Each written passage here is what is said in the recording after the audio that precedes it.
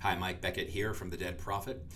We hope you enjoyed part one of making a leader shift, becoming a holistic leader with John Szymanski. And now we are going to go ahead and watch part two. I almost think it's kind of an oxymoron where we say, okay, I'm going to fulfill my fulfill my dream or fulfill my goals business wise in ministry because, like you said, the majority of our churches are under 100. It's the ones that are over are far and few between, and the ones that are over, might have obviously not all of them, but could have from just the examples that you have seen in your ministry with where you're at now, that we've focused on the ladder of success and not the faithfulness of God and the faithfulness to His calling in our lives. And I think a lot of times we see pastors today who have, I want to exchange the calling for a career. Like ministry becomes the career and not the calling, and that right there is a dynamic shift that has totally, and I think it's just fallen into the hands of the enemy, just being able to incorporate and empower people to compare themselves to the world. And they're looking at these other churches that might have 10,000 people, and when you get down to their doctrinal teaching and you sit back and you think, okay, it's not scriptural, or you look at they're making 7 8 figures and flying in their jets and on television, and yet you don't see them out in the streets feeding the poor without their posse around them. You don't see them just, I'm going to go out today and I'm just going to preach on the street corner. I'm going to go out and I'm going to just sit in the park and pray about who the Lord wants me to minister to today. We don't see the basic kind of what the disciples did, and utilizing all of that we have within Scripture to do what we need to do, instead of utilizing all that we have within our material resources to do what we need to do as far as leadership. So you talked about success. The other thing that you had kind of mentioned with this is Apostle Paul measures his success in leadership really by one thing. It wasn't how big his church was. It wasn't how many churches he planted. It wasn't how many people were giving to the coffers, but it really was faithfulness. And you had mentioned 2 Timothy 4:7. I've fought the good fight. I've finished the race. I've kept the faith and remained faithful. And really, that is the true measure, or should be the true measure of success for those in Christian leadership and ministry, especially. Again, that's part of the paradigm shift that I believe has to take place, is that we have to redefine success. Mhm. We in America, we define success differently than the people that I have met and I know that live in other parts of the world, non-Western pastors and leaders. Again, a lot of my worldview and a lot of my how I see things, it has been shaped in part by me rubbing shoulders with many uh, non-Western pastors and leaders. They would describe America as like a Disneyland, and how we do what we do, and how we do church here is so different than the way they do church. And so there's much of how I see things that has been shaped by them, where their focus is not on the temporal, but it's on the eternal. Mhm. And their goal is to be faithful from in this life until God calls them home. That's their goal. I want to be faithful. Where we have more of a career mentality, in America. But again, I'm saying all of this because I've been caught in this. This was, if I do this, if I do that, if I move here, I move there. You can somehow um, make a name for yourself, and you can become known. Where that is really not the case with the pastors and the leaders that I have rubbed shoulders with, in Central Asia and in the Middle East. Um, Again, their focus is on the eternal, and their goal during this life on earth is to be faithful and to pastor the people that God has entrusted into them. Last year, for example, we were in the UK. We were with a husband and wife that we met in '92 when we went to the UK. It's an Iranian couple, speak 5 languages. They pastor two Iranian churches, very, very small Iranian churches. 90% of the people that attend the church have fled Iran. And they're providing all kinds of care to take care of the physical and the financial needs. Their focus is on faithfulness. When Lynn and I would talk with them, they talk about these are the people that God has entrusted. They wouldn't say it in these terms, but this is in essence what they were saying. These are the people that God has entrusted to us, and we're going to do everything within our power to help them to become good, mature followers of Christ. And we have a responsibility to see that their health and their well-being is taken care of.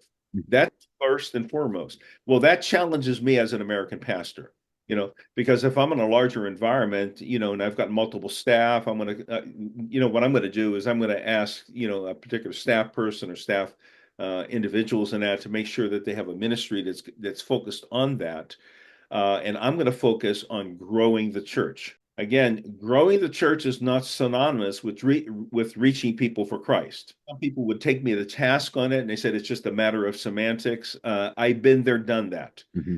Somehow I convinced myself that if I grow the church, I'm reaching people for Christ and I'm making disciples. And what I had to come to terms with, that I was more interested in growing a bigger church for my own sake than actually reaching people for Christ and making them strong followers of Christ. Two different strategies and two different goals. Yeah, it seems. Would you say what in talking with some of those pastors from non-Western cultures, obviously equipping, mobilizing faithfulness, what would be some indicators that they might say they're really concerned about the American church and the salvation, if you will? So, but they're really concerned about the American church. What are some things that you may have heard over the years that they may have said, this is, I'm not going to say it's not scriptural, but this is a big flag that we should be concerned about? I remember I made a trip into China and many, many decades ago. And I remember sitting across the table from a house church pastor. He was fairly well known. And so there was a measure of protection, that he had, just because of the contact that he had with Americans. And I remember sitting across the table with him, and we were in his house church, and he showed me the little room off to the side where he lived. It was a bed and just a handful of books. And he told me a story, that he had been in prison for 20 years. And I think it was over two different times. But it was during the second imprisonment, when he was released, he found out that his wife had passed away, 2 years previously, but that information was not communicated to him. And I asked him what do you want? What do you people, or what are you concerned about? When you think about the American church. And he said, in essence, what he said was that we are praying that the American church experience persecution. Well, in my mind, I'm saying, well, that's a horrible prayer to pray. He went on to say that the American church needs to be purified of all of the things that are not essential. To being followers of Christ and growing the kingdom.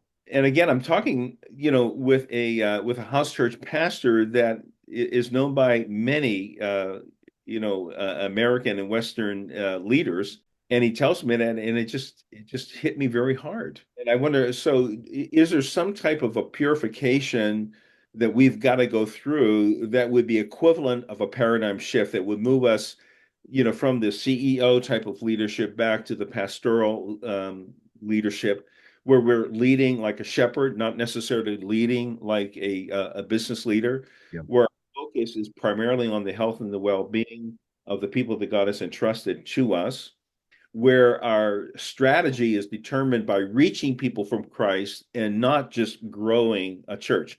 I think it was Francis Chan that said that it's really, really easy to grow a church. All you have to have is a good band, from some fog, an eloquent preacher, and you're going to grow a church. So far to say that you don't even really need the Holy Spirit. He doesn't even have to be there. He doesn't have to be present, because we've got the formulas.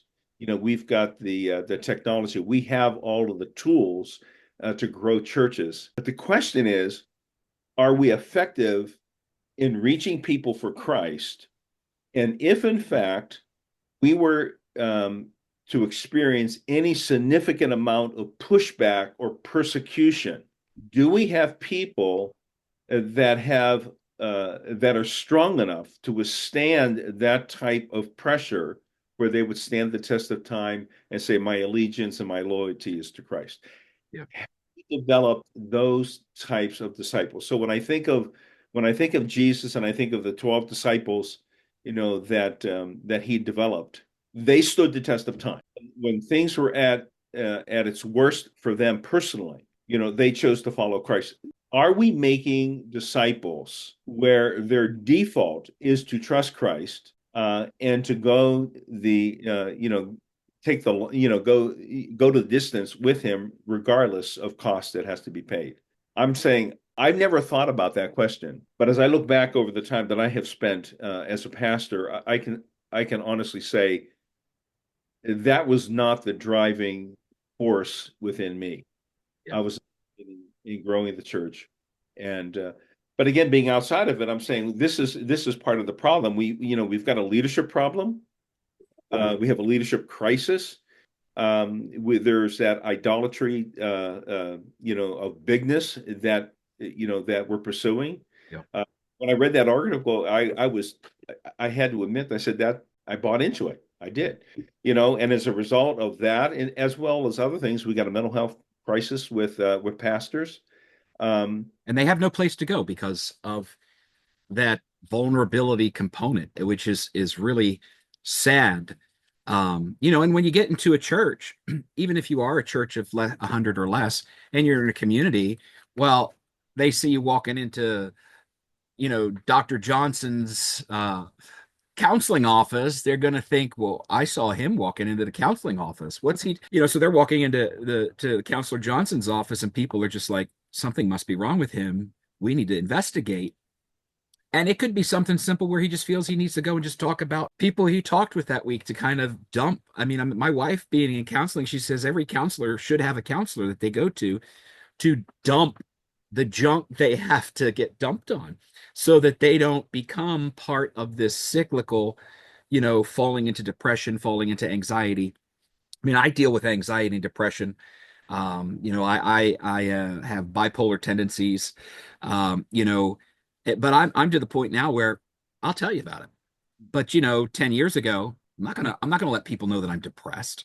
I remember I was having a conversation. I have a 16-year-old now. Andy is 16 years old, and I'm sure you've experienced it. When you have a boy, there's times where they know everything, and him and I are at the stage of life where we're like oil and water, and we have a lot more oil and water days than we do. And I was talking with our pastor about it, and I said, it's actually gotten better. We started being worship director. I said, Andy and I have actually connected really well doing this worship stuff, because he does all the tech there.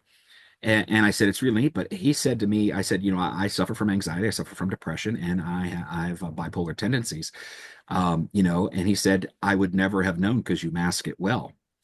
And I think when he said that, I'm thinking to myself, maybe that's the problem, is that I have masked it too well. When people say, how you doing?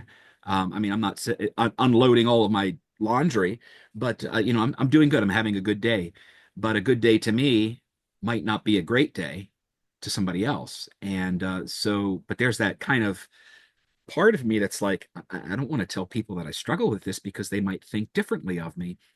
But I think in the reality, there are more people in our churches that suffer from the same things these leaders on those statistics suffer from, that I think somewhere along the line, we've got to be teaching within our Bible colleges that it is okay to be human within reason. It doesn't mean it's a stamp to continue to sin, but we need to be human.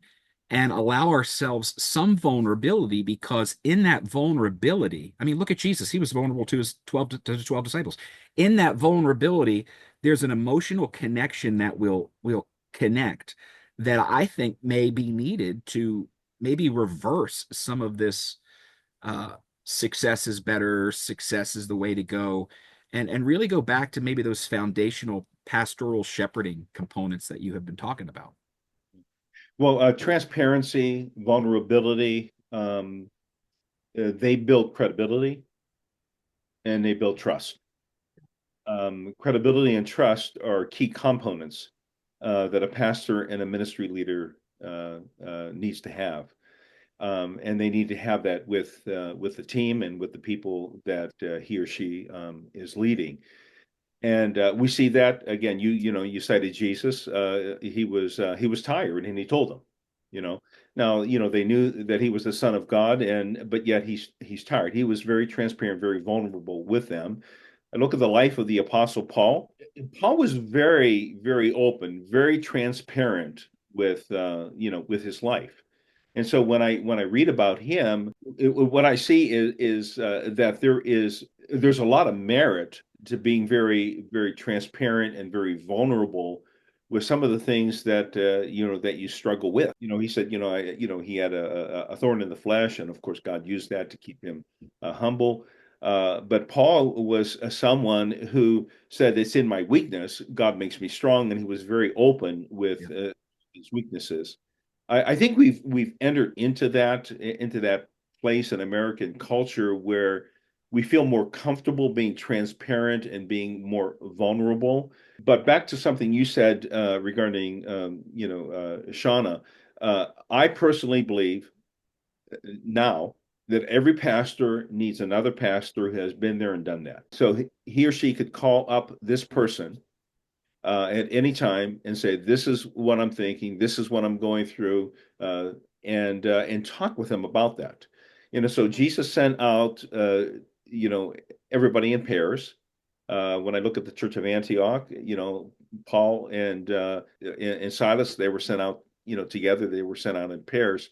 There are strength when you have somebody that you can call and you can talk to. Having a pastor who's been there and done that is different than having a counselor and a therapist. And it doesn't necessarily mean you have to have one to the exclusion of the other. You have a therapist, they're trained in dealing with some of the mental health issues that a pastor or a ministry leader is dealing with.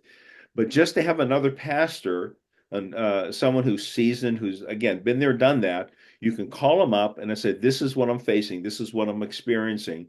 And for them to be able to talk with you, and I do this all the time.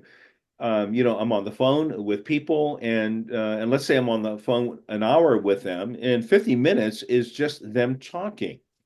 And my goal is just to listen. I had, I spoke with a pastor. It was early on this week. We were on the phone for about an hour and 10 minutes. He was talking about very intimate issues. I probably spoke 10 minutes of the hour and 10 minutes, but he had the 60 minutes where he talked. At the end of the conversation, he said to me, "I just want to thank you for listening to me because you're the first person that I think has actually heard me." That's all we needed. Just needs to be heard by someone who's been there, who's done that, who says, "I'm going to walk through this with you." It's interesting. Even I work in education. Like I said, I do a whole bunch of things, but one of the things that in communicating with students, we've had trainings on, and that is to, silence is good. Silence is good. You don't feel like you have to have an answer for everything somebody is sharing with you. And that's difficult for me, because as soon as somebody says something, especially within, my wife or son, I'm like, I'm already there. I'm like a mile down the road, and they're like, "Can I finish what I'm saying?" But it seems like, that's what people need. They need to be able to have that spot where they can just come and talk and look, this is what's happening in my life, and have that other person on the other end just listening and, speaking as need be. And again, you're not going to find that level of openness when a small group of pastors get together. That's not going to be the case. So again, I'm not going to open up about, I've been battling an addiction with porn, or I'm over medicating myself, or I've started drinking to numb myself to some of the pain. That is not going to come out, within the context of a small group of people. That will, when you're talking one-on-one with someone that you build a relationship with, that you trust, and then they're going to take you to the next level and say, can I just tell you some of the things, some of my coping mechanisms? And a lot of times, as I get into conversations with pastors and ministry leaders, at some point in time, I ask them the question: tell me, how are you coping with all of this? And for the most part, if I've got a relationship with them that's been that has been cultivated over the course of time, they're going to say these are the things that are going on in my life. And it can be scary to say it to just anybody else, depending on where you're at in that tier of ladder of ministry. There's a quote you put in here, and again, going back to that successful, kind of defining success from Mother Teresa. And she said, I was never called to be successful. I was just called to be faithful. And in my striving to be faithful, my life will be fruitful. And because it's fruitful, you could say I am successful. I mean, when you think about it, when she died, she wasn't being buried in a golden casket. It was just a wooden box that they carried her with an open lid to put her in the ground. And when we get to the end of our lives, as leaders and in church leadership and as pastors or ministry leaders, that's what it's about. Yeah, It's not about, did I have a multi-million-dollar ministry that sent materials all over the world and I was on television every week. It's, was I faithful? Because Christ tells us to be faithful in the small things, and He'll be faithful in the big. And that's just amazing. Any other thoughts on that first myth? Kind of before we jump into the second one: bigger, better, success are synonymous, and becoming a great leader is key to success. Any other thoughts you'd like to mention? If we're faithful in the small, God will entrust more to us. That doesn't necessarily mean that we're going to move from one church that's smaller to a larger church. But again, that's the way. That's how we interpret it. Let me go back to this couple that are in England. So both of them, they're pastoring two Iranian churches. They left Iran, when the Ayatollah came into power. They came to the UK as refugees, and eventually they ended up taking on these two churches, and they're serving the people well. Now, in light of the scripture that you said, that if we're faithful in the small, God will give us more. Well, again, it doesn't necessarily have to be equated with, okay, I've got a small church, so that gives me the freedom and the leeway to look for something larger because I have been faithful here. That may not be the case, but in their case, what happened is God opened up a door for them, where they have been doing weekly broadcasts in Farsi that are being broadcast, throughout the UK, throughout Europe, and throughout the Middle East, where they're reaching thousands upon thousands upon thousands of Farsi speakers. But they sit in the UK pastoring two small churches where 90% of the people have fled Iran, and they're not really sure what tomorrow is going to bring. That's faithfulness. Yeah, that's totally taking what we have here in the United States and flipping it upside down. And so it challenges me as a person. It's like, okay, so then what is, what drives you? Is it the need and the desire to be successful? If that's the case, then the way you can become successful is that you have a bigger church, Mhm. or you have a ministry. Mhm. You have written books, and you're on the circuit, and your name is plastered everywhere. Is that the driving factor? Is that the primary motivation within the heart of the leader? Or is the primary motivation is that I'm going to be faithful with what it is that God has given me Mhm. to Yeah. not be the more that someone else has, but can I be content with what it is that He's entrusted me to do? And if this is all that He asked me to do on this side, of life, then am I content with that? Those are really, really penetrating questions that we have to ask ourselves. Looking back on it, I'm saying if I was to grade myself, it would be below a C, because the driving motivation, because I was caught in this culture where we want to be successful. We just want to be successful. And the way we become successful is that we have a growth plan that is going to work just like a business plan. We have a growth plan that's going to work, and we're going to move from here to there to the next.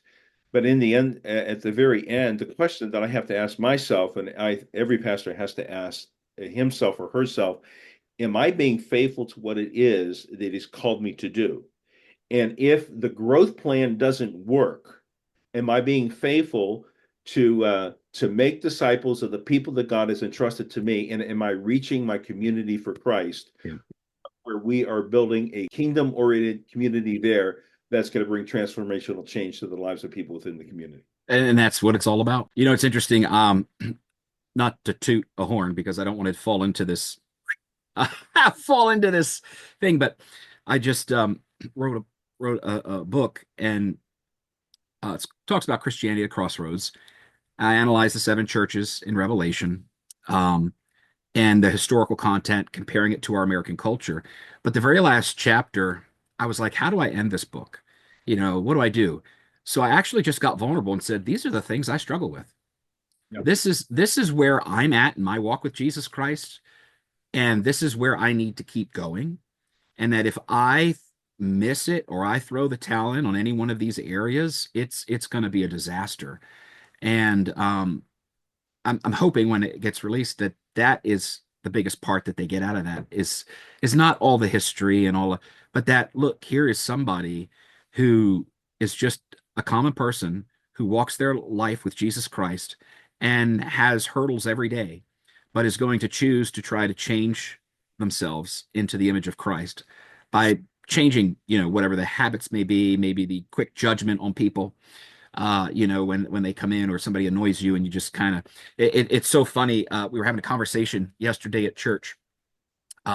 We live in a gated community out here, and the church gives a lunch for all of the people who work, like the maintenance and stuff. We were sitting down, and my wife was sharing with our new associate pastor that my son had a very bad day at work the other week. And he said to her on the way back, well, I was just about ready to tell Jesus to take a walk so I could tell them what I really thought. And I'm sitting there thinking, we know where he got that from. Me. Because there's times where I get so frustrated. It's like, well, if Jesus just takes a walk down the street, I can just let loose. And then when he comes back, I can kind of make it all cool and chill. But that's not how being a disciple of Jesus Christ is. And but I got a kick out of it because I realized, even in my own walk with Christ, there are some flaws, and flaws enough that my kid picked up on it. And is that really what I want my son to understand that we can do when we get frustrated and mad?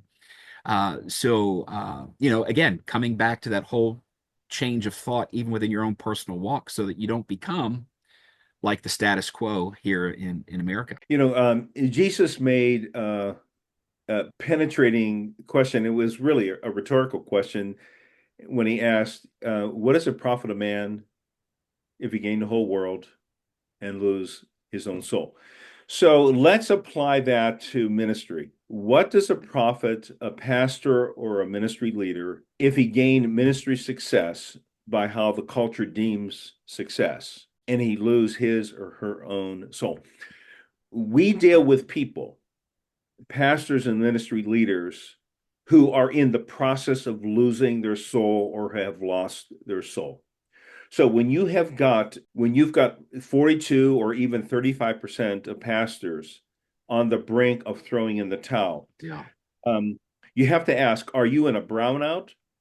Are you in a burnout? But when you move from the brownout to the burnout, then you end up dropping out. So you've got 42% or less that are actually thinking about throwing in the towel.